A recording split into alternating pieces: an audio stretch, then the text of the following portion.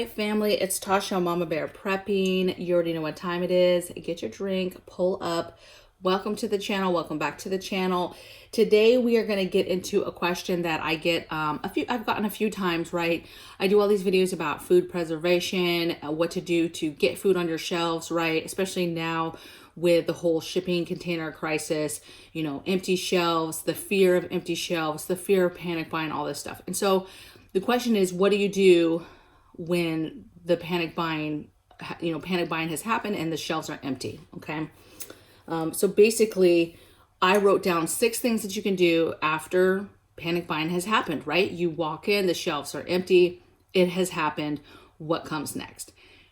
And with this, you know, there's a lot that actually could happen. We dealt with this, you guys, a year and a half or so ago. And it was scary. It was a scary feeling to walk into a store and see all the shelves bare and see a line around the building of people trying to check out, and everything was gone, right? And I can only imagine being a mother who saw that and hadn't bought groceries maybe for those next 2 weeks, right? It was right up before a payday, or knew that, you know, you only had a week's worth of food in your house or 2 weeks worth of food, right? Maybe you could get by for a month. You knew in your head, hey, I can make a stretch. But that's a very sobering moment, realizing that there's no food on the shelves. And what do you do next? What is your next move? Okay. And so I'm going to walk you through things basically that you do right away. But a lot of these things, you guys, the tip is you can do these things now to help further and help better you in your setting, in that moment when it happens. Okay. But let's just say, for the sake of this video and for the sake of the question, because people want to know, what do you do when it's gone? Okay. Okay. So first things first, you're going to immediately inventory. You should already be inventorying everything, right? Right now, you should already be going into every single room, you know, tackling it little by little and inventorying everything. And when I say inventorying and organizing, I'm talking, this goes way beyond your food pantry. Yes, start with your food pantry, get it organized, put foods that are common together, right? Make a shelf for all vegetables, make a shelf for all your meat, your canned meat, make a shelf for all your pasta, make a shelf for all your rice, make a shelf for beans, right? Be having your different shelves so you can clearly see in those food groups where you stand, okay? But this goes beyond every single drawer, okay? This goes to your bathrooms. Every single drawer in your bathroom, any kind of containers, rollaways that you have stuff stuffed in, any kind of drawers.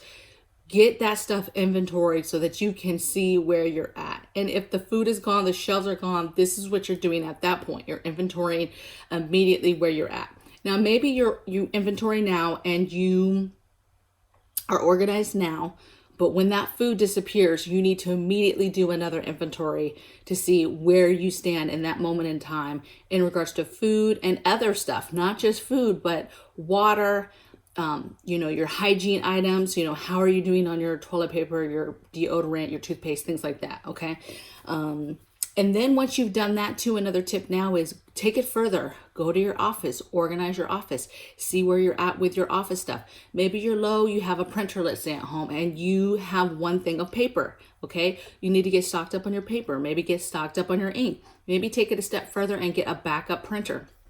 You basically just need to know that these shortages are here. This container crisis is here. It's not something that's going to go away. Once it breaks, it's broken, and you're not going to be able to get your everyday things that you're used to being able to freely just go out and get, like no problem, right? So think about those things, inventory and organize. And that's what you're going to do the minute there's no food, because at that point you want to know right away where you and your family stand in regards to your preps. Okay. Number 2 thing is, you can immediately, depending on what is going on around you, you can immediately switch it to online. So for example, those stores were closed or were cleaned out, and food and water and toilet paper was a thing. Well, everybody, and then the whole virus, all the, you know, preps, pandemic preps. Well, everybody, as soon as the shelves were empty, everybody, you know, flooded to the internet to find what they could find. Sanitizer, toilet paper, baby wipes, food, whatever it was, people were fleeing to the internet. Now, this is good and bad. One, if you're ahead of stuff and you can immediately be that first wave of orders, I think you'll be okay. The problem is that there is shortages going on right now, so it's hard for companies to fulfill stuff. So imagine now, those companies that we all flooded to last time, they were full that first wave. Well, they're not full this first wave. So all those people that would be running to the internet to get things might be hitting walls right away as far as things that they're trying to get. And then two, that surplus is going to be gone much quicker than it was last time, okay? Because of what's going on, okay? So depending on what's going on, and if you have time, you can go to the internet and get some stuff to top off. Let me tell you though, at this point, this is dire. And so this is where my integrity or ethics, I guess, kick in. If I know that the food is gone on the shelves and we are okay, yes, I'm always thinking, because you never know how long it's going to be, but I'm not going to be on the one on the streets right now trying to find random stores that have stuff. And I'm probably already shutting down all my online purchases because I do not know how bad it's going to get. And the last thing I want is the Amazon guy or some kind of delivery guy that just delivered a huge bulk items, order from box.com where it's all over the box, right? To deliver that to my house. And then 2 weeks go by or 4 weeks go by and things are really bad. And that guy remembers he delivered a huge order to my home. Okay. So probably if the shelves are empty, I'm kind of chilling, you guys. I'm not fleeing to the internet. Now, last year I went for because I didn't have hand sanitizer.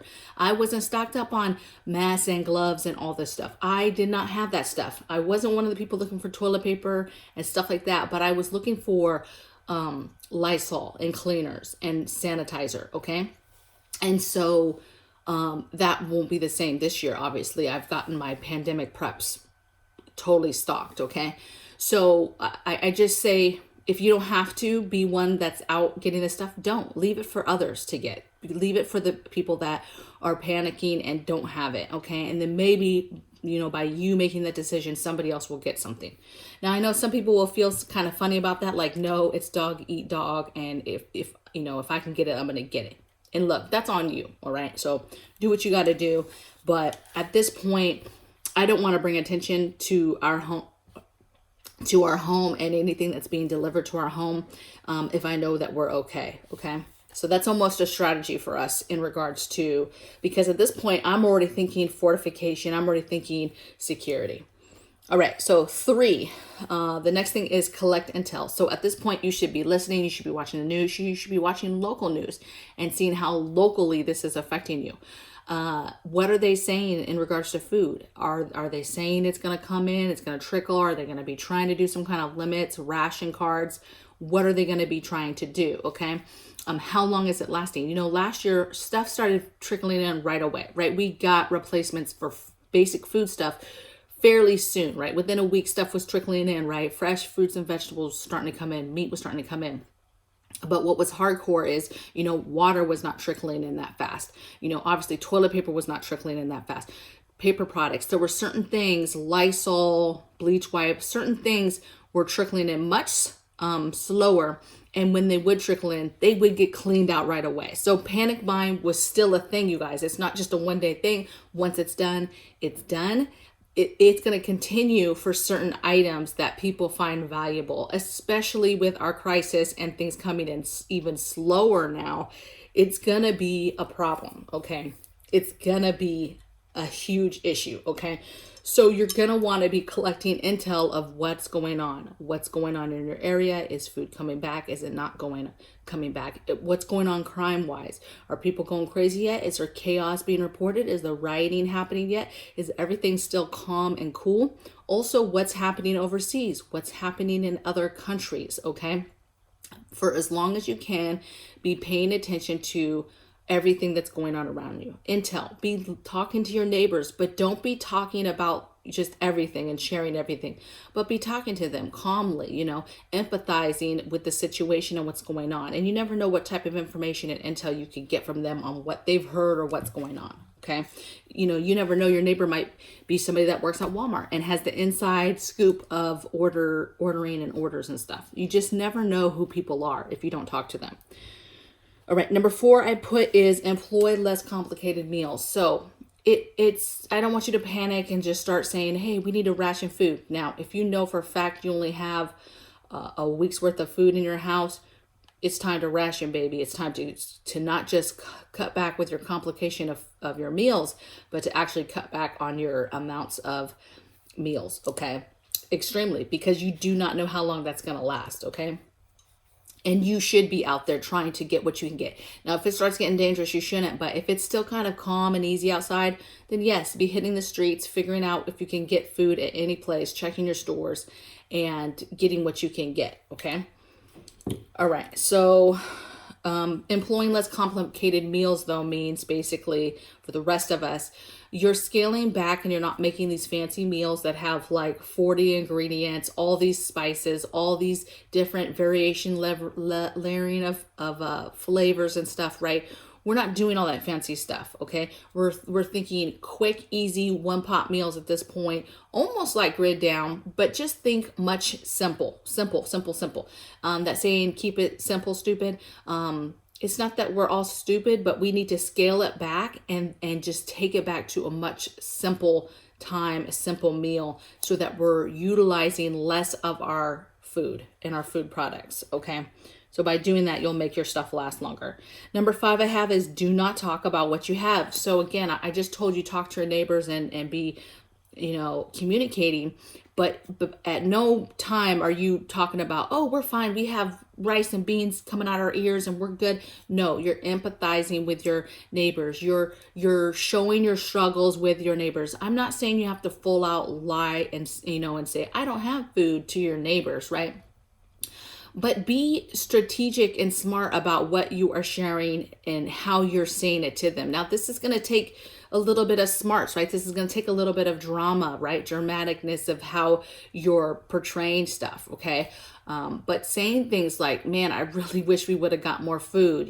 That is a true statement without saying, hey, we do actually have quite a bit of food, but it's true. I will be thinking, dang, I wish I would have got a little bit more. Just because you're constantly going to be thinking, you don't know how long this is going to last, okay?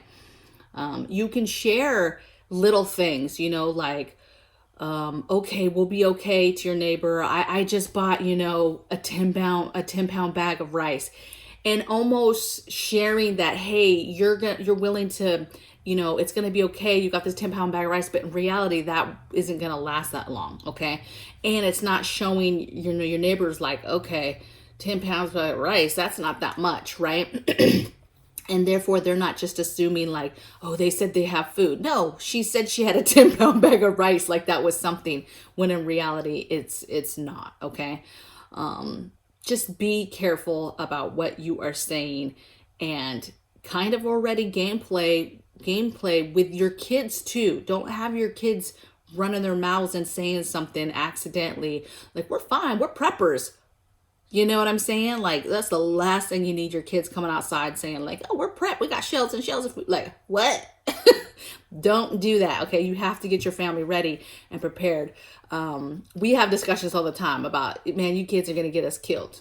Like we gameplay all the time on scenarios, and hey, what will you say during this? And this is what you say for this, and all types of stuff. Okay. So make sure you're careful about what you're saying, and make sure your family is on board with exactly what is supposed to be said and not said.